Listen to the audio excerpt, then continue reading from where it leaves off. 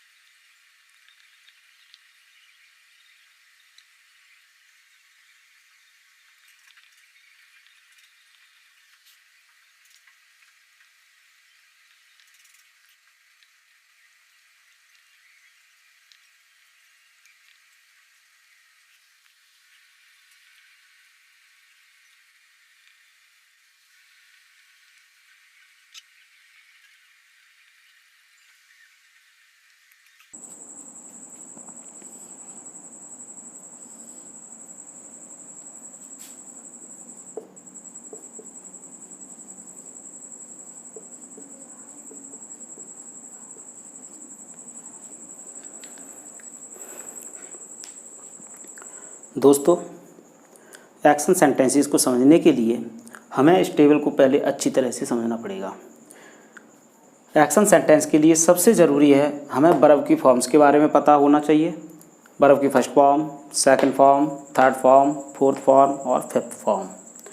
दोस्तों, जो वर्ब की फर्स्ट फॉर्म है वो हमेशा प्रेजेंट इंडेफिनिट टेंस में आती है और इस वर्ब का जो यूज होता है वो प्लूरल सब्जेक्ट के लिए साथ में होता है, जैसे आई, वी, यू, दे, वह सभी प्लूरल नाउन्स।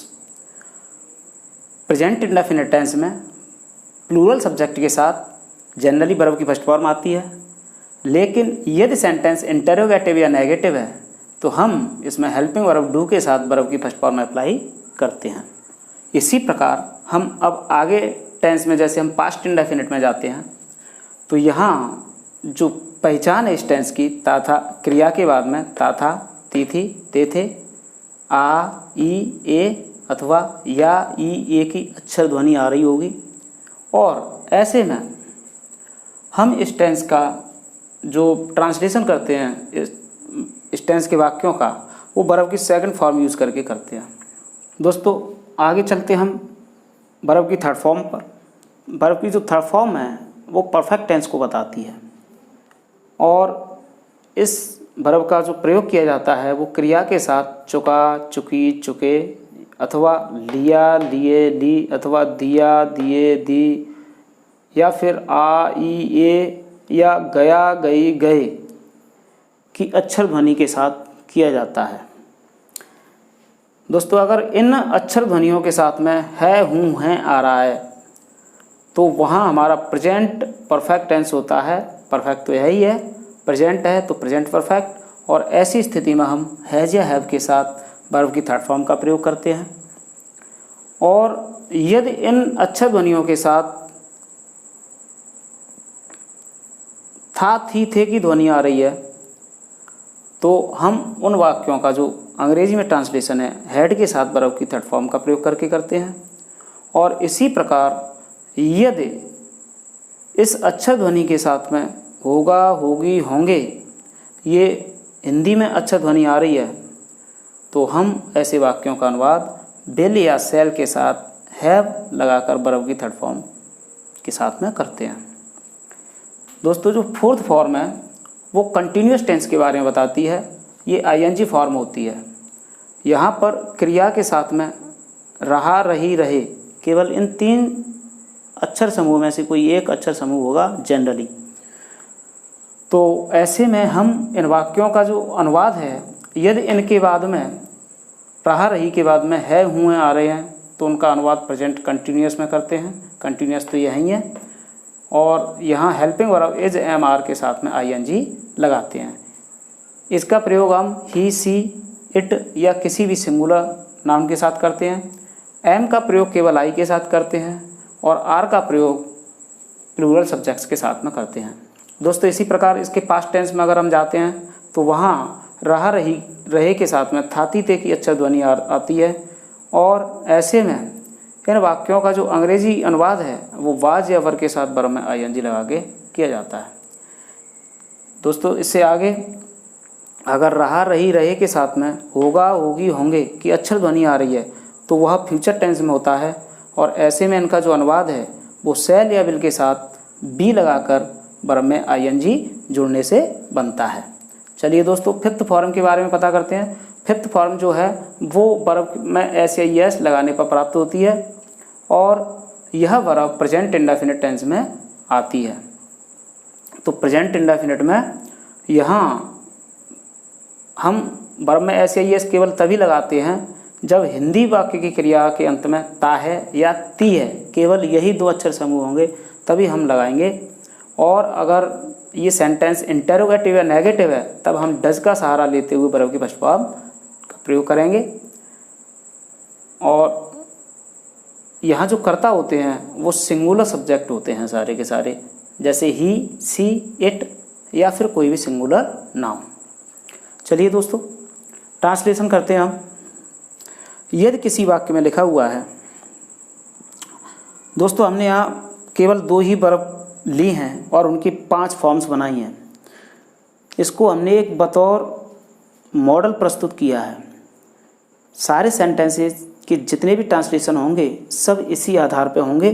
तो वर्ब हमें ज़्यादा से ज़्यादा याद करनी है अगर हमें एक्शन सेंटेंसेस में अपना पकड़ मजबूत करनी है और इसमें आगे बढ़ना है तो निश्चित रूप से हमें ज़्यादा से ज़्यादा एक्शन वर्ब्स की अंग्रेजी याद करनी पड़ेगी। और मैंने यहाँ केवल 2 ही वर्ब लिखी हैं एग्जाम्पल देकर समझाने के लिए।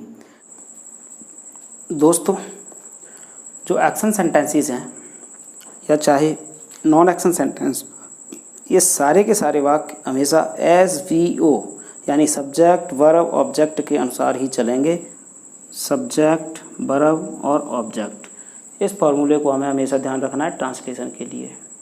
और दोस्तों अब अगर कोई वाक्य है और वो लिखा हुआ है जैसे मैं पढ़ता हूँ, मैं पढ़ता हूँ, तो यहाँ ताहूँ दिया हुआ है। हम देखते हैं कि क्रिया के साथ में यदि ताहूँ, तीहूँ, तेह दिया हुआ है तो ये प्रेजेंट इंडेफिनिट में होते हैं। और यहाँ जो ताहूँ या तीहूँ दिया हुआ है तो हम हमेशा आई का प्रयोग करते हैं। क्रिया के अंत में अगर ताहूँ या तीहूँ दिया है तो निश्चित रूप से उसका जो कर्ता होगा वो आई ही होगा।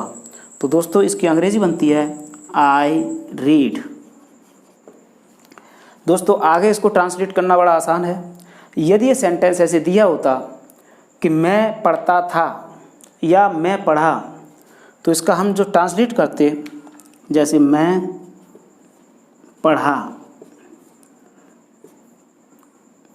तो इसका जो ट्रांसलेशन था वो होता आई रेड। दोस्तों इसी प्रकार यदि सेंटेंस में कहीं दिया हुआ है कि मैं पढ़ चुका हूँ, मैं पढ़ चुका हूँ, जो अंग्रेजी अनुवाद है वो करेंगे आई चुका है, चुकी है, चुके हैं। इसमें हैज़ या हैव आता है। आई के साथ यहाँ पर हैव का प्रयोग किया जाता है तो आई हैव रेड। दोस्तों अगर यही बात अगर ऐसे दी होती मैं पढ़ रहा हूँ, तो यहाँ हमें कहीं भी कोई अतिरिक्त पहचान नहीं जानी है। अब इस टेबल के माध्यम से हम बहुत आसानी से कर सकते हैं कि रहा रही वाला आ जाए तो उसमें ING आना है, और हूँ आ जाए तो एम का प्रयोग करेंगे। तो अगर लिखा हुआ है कि मैं पढ़ रहा हूँ, तो इसका जो ट्रांसलेशन है आई एम रीडिंग।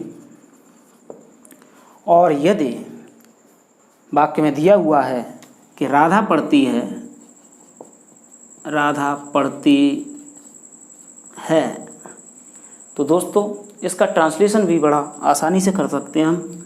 राधा,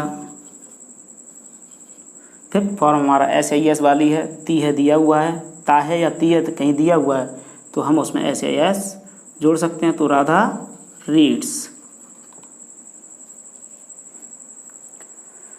दोस्तों इसी प्रकार से हम इनके इंटरोगेटिव और नेगेटिव को आगे समझ सकते हैं। ये वाक्य हमारे इंटरोगेटिव या नेगेटिव फॉर्म में दिए हुए हैं तो भी हमें कोई दिक्कत नहीं आने वाली है। बहुत आसानी से हम कम से कम 8 टेंस का यूज़ कर सकते हैं। देखिए गिन सकते हैं हम। Present indefinite, past indefinite 2 tense हुए, perfect, present perfect, past perfect, future perfect 3 और 2 5 टेंस हुए। और दोस्तों कंटिन्यूअस, रहा रही रहे, तो ये भी प्रेजेंट कंटिन्यूअस, पास्ट कंटिन्यूअस और फ्यूचर कंटिन्यूअस। तो 5 और 3 कुल मिलाकर 8 टेंस का हम इस टेबल के माध्यम से बड़ी आसानी से ट्रांसलेशन कर सकते हैं। और ये जो फॉर्म, जो टेबल है 5th फॉर्म, ये हमारी प्रेजेंट इंडेफिनिट की है, लेकिन ये सिंगुलर सब्जेक्ट के साथ में है। तो यहाँ हम ट्रांसलेशन देखते हैं इंटरोगेटिव फॉर्म में। जैसे लिखा हुआ है, क्या हम पढ़ते हैं? तो क्या के लिए हम सबसे पहले लिखेंगे डू, इसके बाद सब्जेक्ट वी, और इसके बाद में रीड। Do we read. दोस्तों एक्शन सेंटेंस में ट्रांसलेशन का जो सिस्टम है वो नॉन एक्शन की तरह ही है, सब्जेक्ट, वर्ब, ऑब्जेक्ट। तो हमें यही सिस्टम फॉलो करना है हर जगह पर। जैसे हमारा लिखा हुआ क्या हम पढ़ते हैं, तो यहाँ पर हम वर्ब को पहले अप्लाई करेंगे। यहाँ हेल्पिंग वर्ब दी होती हैं, और हेल्पिंग वर्ब जो है इसमें प्रेजेंट इंडेफिनिट में डू का प्रयोग है। क्या हम पढ़ते हैं, तो डू वी रीड। दोस्तों अगर यही सेंटेंस ऐसे होता, क्या हमने पढ़ा, क्या हमने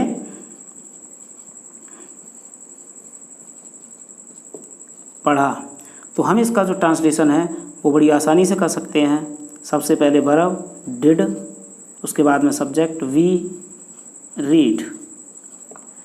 दोस्तों अगर यही सेंटेंस ऐसे होता कि क्या हम पढ़ चुके थे, क्या हम पढ़ चुके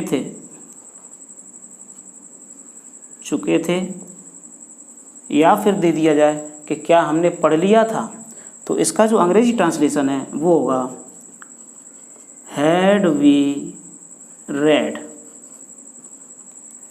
और दोस्तों इसी प्रकार से अगर ये सेंटेंस दे दिया जाए कि क्या वे पढ़ रहे हैं, क्या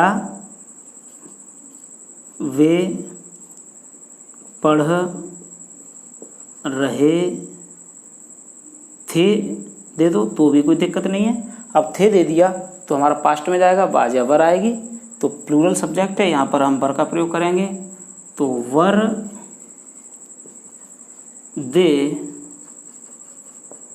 रीडिंग।